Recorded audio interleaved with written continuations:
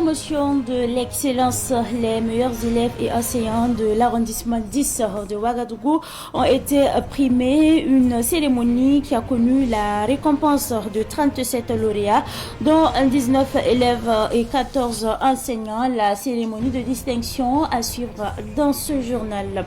Au Mali, l'ancien premier ministre Choguel Kokala Maïga a passé le témoin ce matin au nouveau premier ministre Abdoulaye Maïga.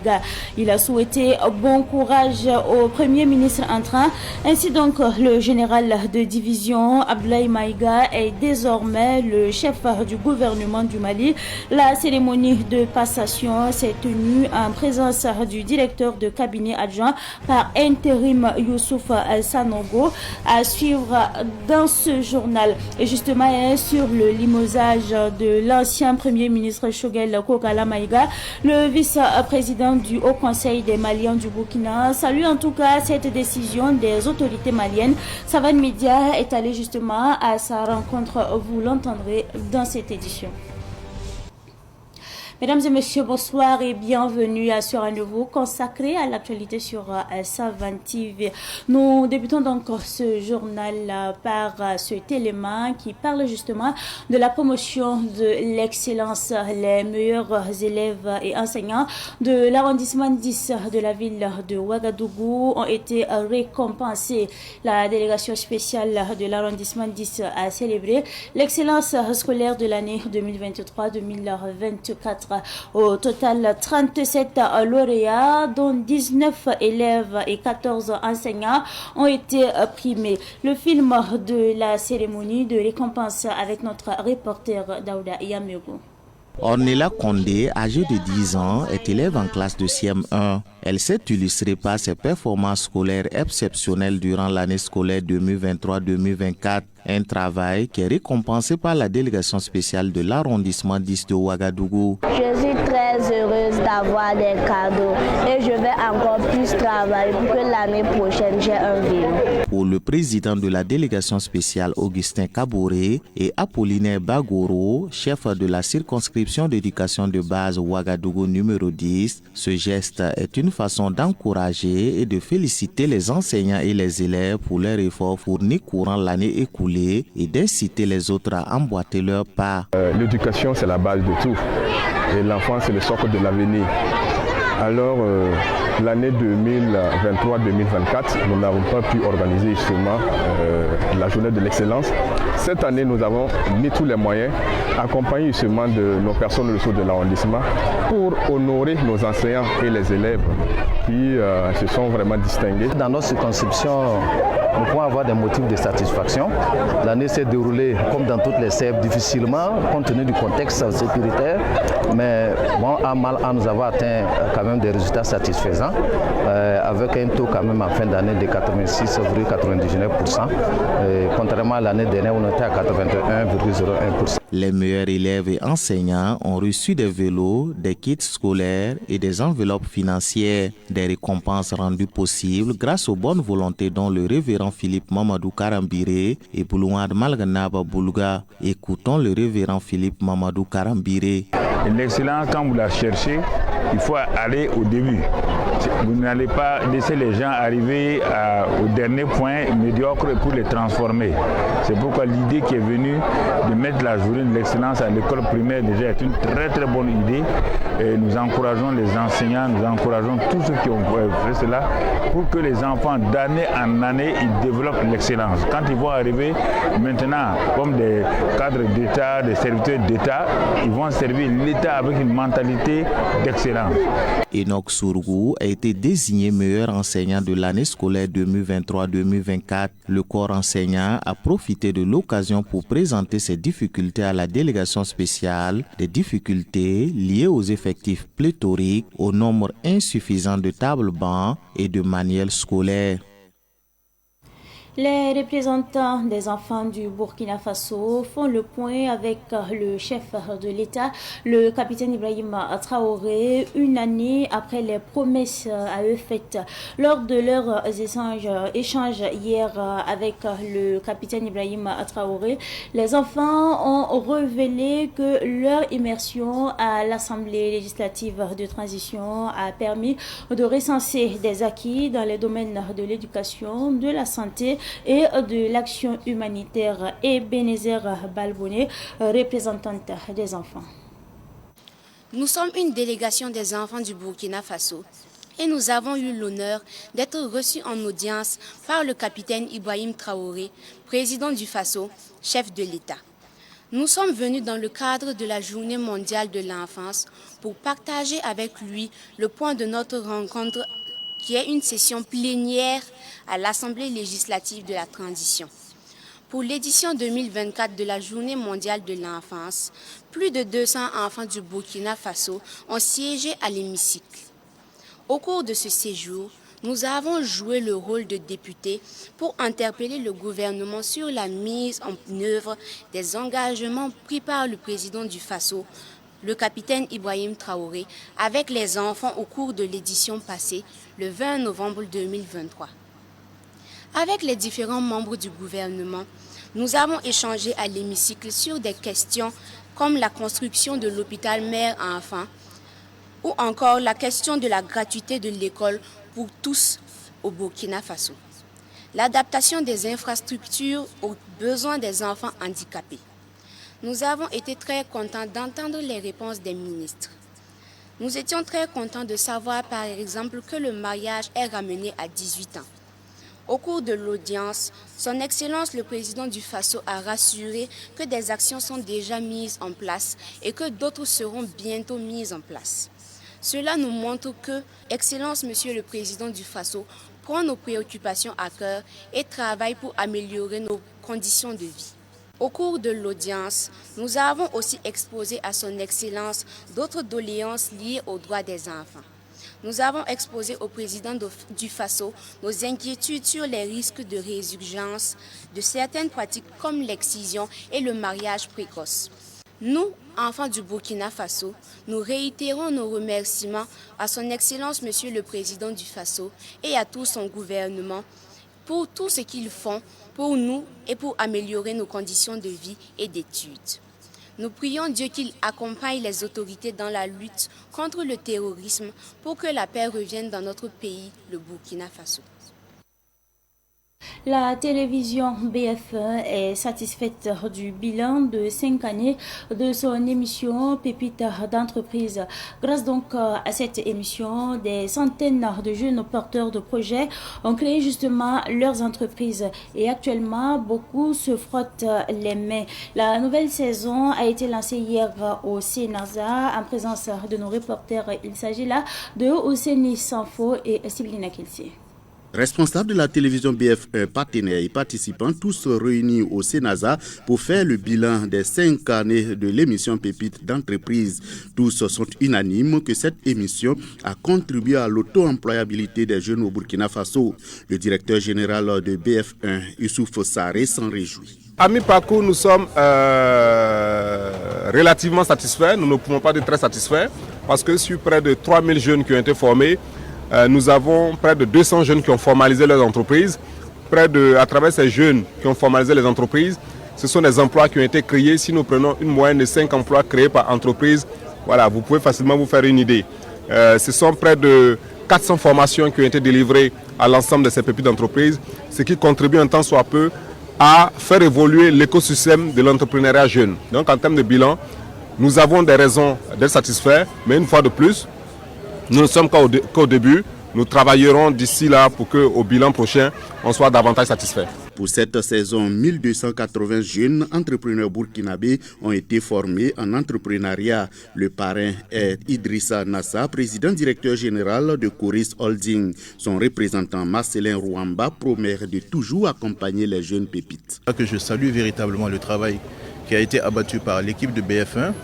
En tout cas, il y a un certain nombre de recommandations très pertinentes que nous avons reçues et qui seront fidèlement transmises en tout cas aux parrains. Pour ce qui est de la contribution ou plutôt du rôle joué par Coris Mesofinance, alors nous sommes le premier partenaire financier des pépites d'entreprise depuis le début.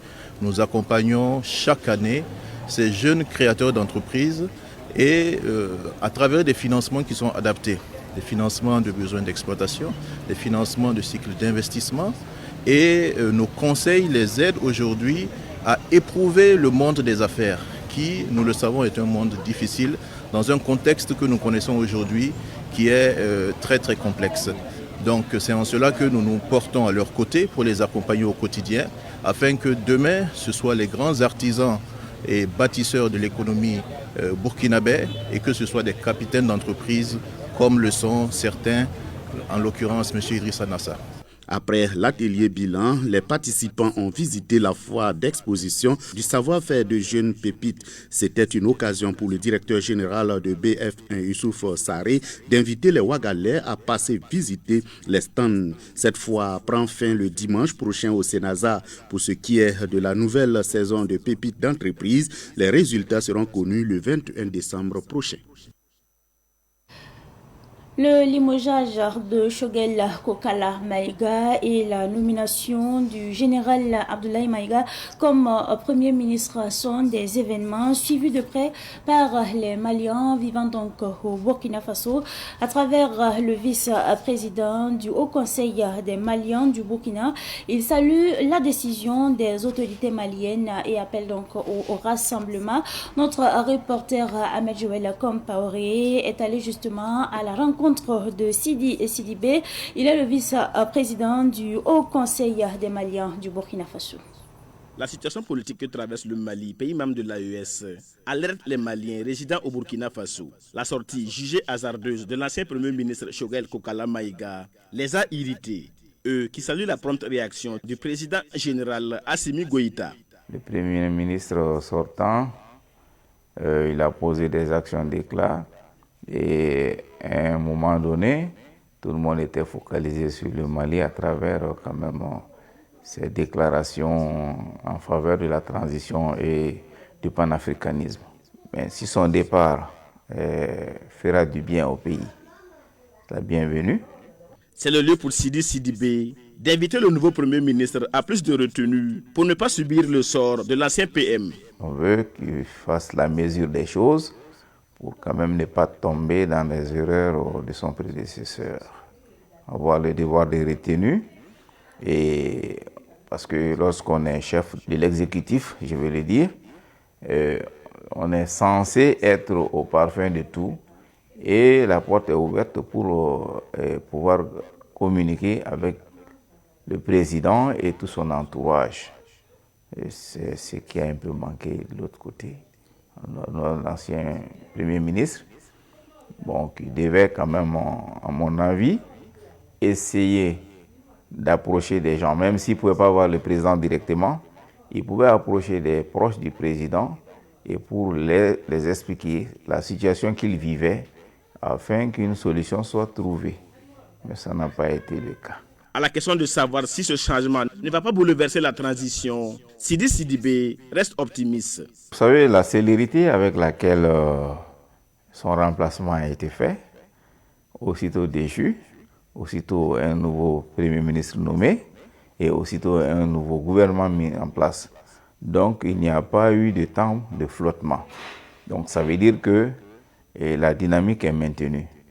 Maintenant, il reste au nouveau Premier ministre de rassembler tous les ministres et pour qu'il y ait vraiment une action gouvernementale de fusion et chacun regarde dans la même direction et aboutir aux objectifs de la transition. Sidi Sidibé invite ses compatriotes maliens ainsi que les peuples de l'AES à plus de rassemblement pour accompagner les gouvernants. Mon message, c'est un message d'apaisement, un message de rassemblement et un message de cohésion. Parce que présentement, le Mali n'est plus seul dans sa lutte.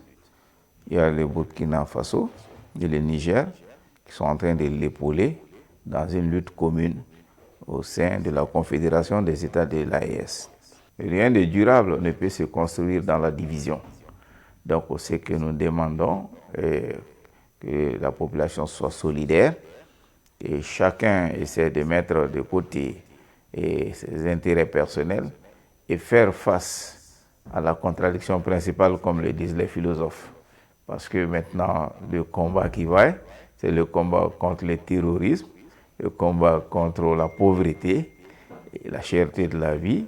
Et donc, ça ne peut pas se faire dans la division.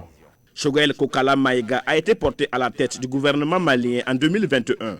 Il a perdu son poste mercredi dernier et a été remplacé par le général de division Abdoulaye Maïga, ancien premier ministre par intérim.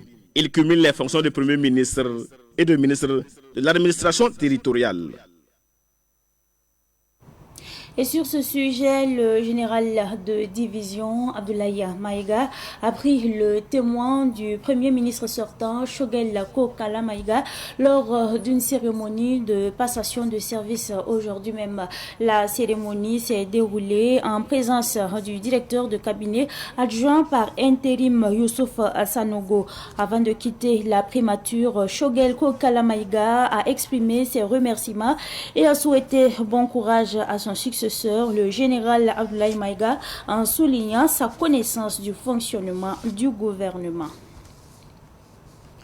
Festival, on en parle également dans l'actualité de ce soir. La deuxième parade artistique du Festival des Arts de la Rue, Rendez-vous chez nous, s'est tenue hier dans le quartier Gonga. La parade a été suivie par la cérémonie d'ouverture officielle du festival. Rendez-vous chez nous met à l'honneur les arts de la rue à travers des parades, des spectacles de théâtre, de la danse, de la musique et bien d'autres performances réalisées par des artistes venus de plusieurs pays de la sous-région. Et c'est un reportage signé Madinatou Ouedraogo.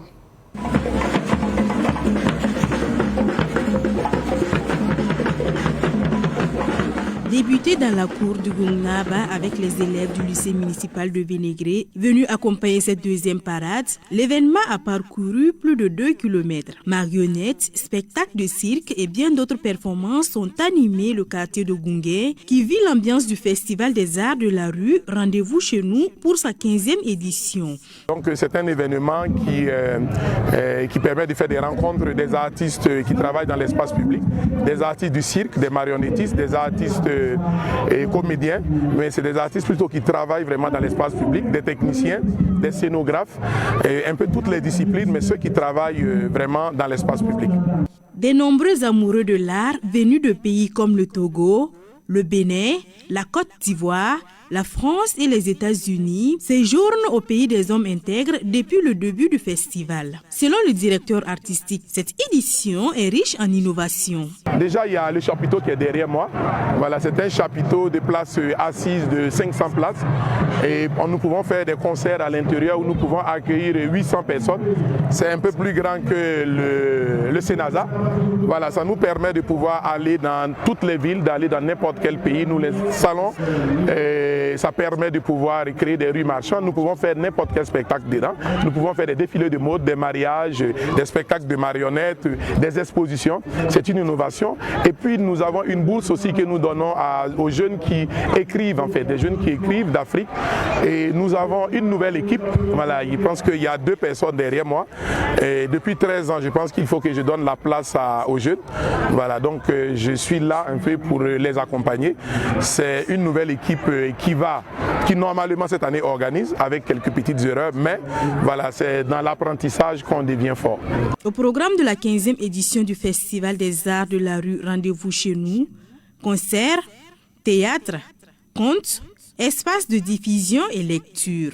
Il est placé sous le thème « Penser demain, penser la paix, penser la vie ». Le festival, débuté le 16 novembre dernier, prendra fin le 24 novembre prochain.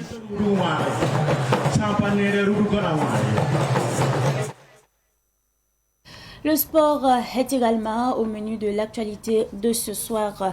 La 10e journée du Faso Foot Ligue 1 a débuté cet après-midi avec 2 matchs avancés. Ainsi, au stade Wobi de Bobo Dioulasso, Raimo FC a battu les Faux par le score d'un Real du Faso a dominé le LCK sur ce même score d'1-0. Cette 10e journée dédiée aux forces de défense et de sécurité, aux volontaires pour la défense de la patrie, ainsi qu'aux personnes déplacées internes se poursuit demain et prend fin donc le dimanche avec le match au sommet AS Douane USFA à partir de 15h30 au stade municipal Dr Issoufou Joseph Konombo.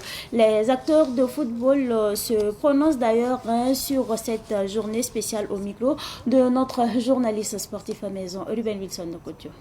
Il faut dire que c'est une journée qui est dédiée au FDS, au VDP, au VDI. Voilà, on profite de cette occasion, on profite de ce micro-là pour leur souhaiter bonne chance, beaucoup de courage et que Dieu veille sur eux et qu'ils aient le courage de protéger le Burkina Faso. Je pense que c'est un match de football. Voilà, à l'honneur de ces gars-là, voilà, il faut prendre du plaisir. En tout cas, il faut avoir un bon esprit pour pouvoir aborder ce match-là. Un esprit fair play, un esprit qui doit montrer au FDS que le peuple burkinabé d'abord, à travers l'équipe de l'Insulabel, est avec eux. Donc on va jouer librement, on va s'engager et on va mettre aussi beaucoup d'abnégation, beaucoup de courage, voilà, pour leur montrer aussi que partout où il y a, comment on appelle ça, quelque chose à défendre, il faut mettre beaucoup de courage, beaucoup de détermination et beaucoup de sérieux. Pour cette journée, vraiment, c'est qu'on réserve au BDP, PDI et FDS. C'est vraiment le beau jeu et un jeu qui va se terminer par le début et on prierait Dieu que ça nous sourit.